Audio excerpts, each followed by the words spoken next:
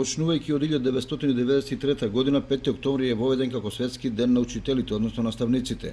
Токму овој ден е шанса сите генерации да им посветат поголемо внимание на луѓето кои се втемелиле себе си во стекнувањето на знаењата и воспитувањето на секој поединец.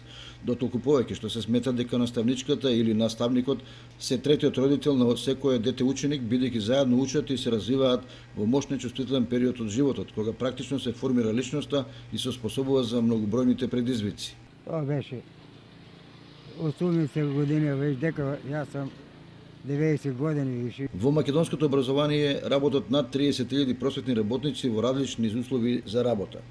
Од училишта со европски стандарди до подрачни училишта кои ги посетуваат по неколку ученици од прво до четврто одделение, каде загревањето е со ѓумбиња и дрва и слично. Иако образовната се смета за една од најважните професии, сепак во јавноста се поделени мислењата околу ангажираноста на наставниците и нивното наградување. Дотолку повеќе што факт е дека во споредба со судството, здравството и други професии, образовно-воспитната е најслабо платена.